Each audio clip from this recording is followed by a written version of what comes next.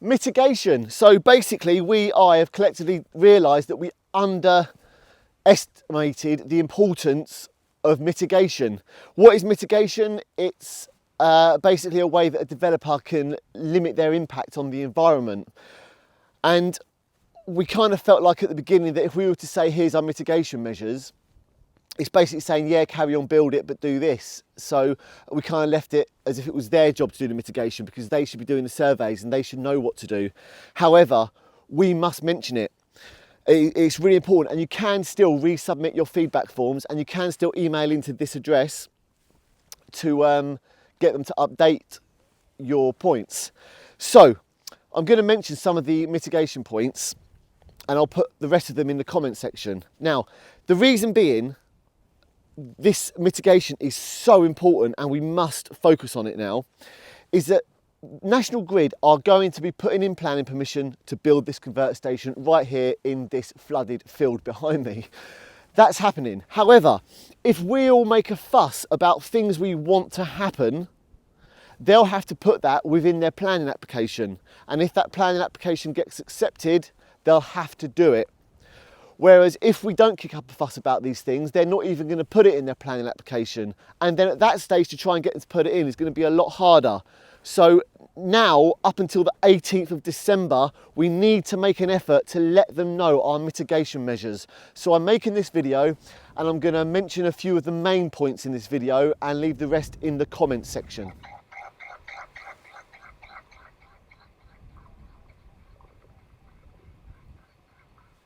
Okay, so one of the things they've said to do, and we need them to do more of it, is to buy land. Now this is where they're building it, and this whole flooded field right now is full of wildlife. It's full of gulls, swans, lapwing, and we had some golden plover in the area earlier as well. Now we want them to buy land behind the proposed build to turn into further managed wildlife and wetland areas. But that land and any other parcel of land must be protected from future development in perpetuity, and areas like that are known as compensatory habitat.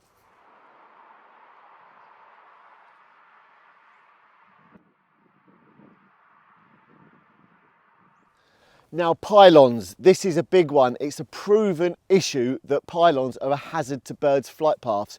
We regularly find casualties underneath the power lines. They've told me they're going to model for this and get the correct heights and the correct gaps in the cables, and also fit the correct type of deflectors. Now, these pylons are a massive hazard when you think about flocks of birds flying around like lapwing do, and migrating birds like geese and shell ducks that are in a flock, and they can hit those lines. Now think about it, in the day it's hard to see those wires, at night it's impossible, and this morning out here it was freezing cold and there was a frosty fog covering the entire marsh. So they need to fit the right type of deflectors. Now we really don't want them to have pylons, but they're telling us they can't get the cables underground, it just can't be done, and we were saying they can go underground where they can, and when they get to a stream they can bridge, but they're saying they can't. So if we really have to have pylons, those pylons must have nest boxes on for species such as kestrels, peregrines, falcons, ravens and storks, and nest boxes for bats. Now sometimes they'll tell you they can't put nesting platforms on because if they need to access those pylons for maintenance and there's a Schedule 1 listed bird nesting on there, they can't get to it. However, there is ways around this. You know, there is licenses available. People go up into nests to ring these birds as well, so you can get licenses. And it is happening elsewhere in the world, so it can be done. One of the really good mitigation ideas is these. These are pole-mounted barn-owl nest boxes, and we would like them to install a load of these throughout the marshland, something like 30 or more. These are absolute brilliant, important boxes, and we've seen barn owls fledging from these. However, that goes hand in hand with banning the use of rodenticides. Some of these big developments, by default, because they just get missold it by pest control companies, have rodenticide, which is a bait that poisons rats and anything else that tries to eat it. And then, of course, that dying creature then gets predated on by something bigger, which in turn then gets killed. And rodenticides that kill mice and rats are responsible for a part of the decline in barn owls. So we need them to ban the unnecessary use of rodenticides. Unfortunately, lots of farms use them because they have a problem with rats because of their grain. However, this site is not going to have any food source, so there's no reason for there to be many rats there. So that's important. Another thing is for the developments to have green living roofs. That will really help out our pollinators, capture carbon, clear the air. There's so many benefits to living roofs and we really want those buildings to have them.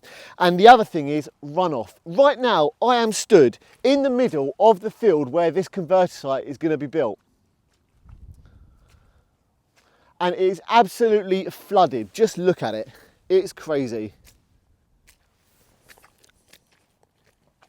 So runoff is going to be a very big issue here. These marshes are a sponge that soak up the storm and the heavy rains. So living roofs can help to reduce the runoff of rain falling on the roof because they soak it up like a sponge too. And also we need them to limit the amount of hard standing on this development and have a filter system in place to deal with the runoff from the converter site, because it will contain pollutants plus microplastics from the car tyres, and where possible to use stone chippings to help aid the flow of runoff from the site, because there's going to be a lot of it. And also if they were to have lots of chippings within the development, they'll actually be good little nesting sites for some wader birds such as oyster catchers. Now we want all of the surrounding boundary to be planted out with native hedgerow. Look at all these berries on here. Absolutely brilliant for wildlife, and we're going to be losing a lot of hedgerow for this development. So we want native hedgerow because it will help as a barrier from noise pollution. And hear that? Fieldfare. There's been some fieldfare over there feeding on the berries as well. Now here's a funny one, electromagnetic field. We need that to be monitored, and what that is with the conversion of the electric, there's going to be an electromagnetic field. Now some birds more than others rely on their onboard compass, the magnetic compass of the earth, to navigate their migration routes, and that electromagnetic field has the real potential to interrupt and misguide migrating birds. So that's something that needs to be monitored. And the other thing is to sort out the Environment Agency's pump management of the marshes. We've got really outdated management from the Environment Agency down here, and that's something that needs to be done. And the eel population is very important down here, and the pumping of the water mustn't be done at night. So that's something that kind of needs to be looked into, the management of the water levels on the marshes by the environment agencies. That's something National Grid could step in and help with. Now we need them to finish their wildlife and flora surveys and publish the results for all of us to see, because I and others know exactly what's here and we want to see their results. And finally,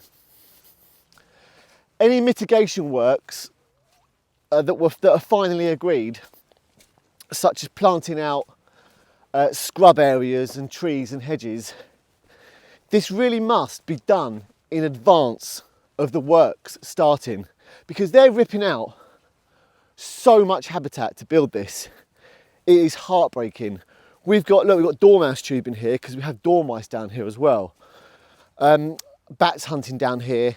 Lots of birds feeding on these berries, nesting in this shrub. It's incredible down here. You have to plant the scrub and the trees and stuff before you build, because once you start ripping this lot out, the wildlife has got nowhere to go. So you need to do this in advance. Now, wildlife now in our lifetime is in serious decline, and hand in hand with the climate crisis goes the biodiversity crisis. So when they call this green energy, you need to let them know that. So there's some of the top mitigation points, and I'm going to be putting them in the comments section when it's kind of finalised. We really need to make an effort to let them know our mitigation measures. Okay, cheers for listening everyone.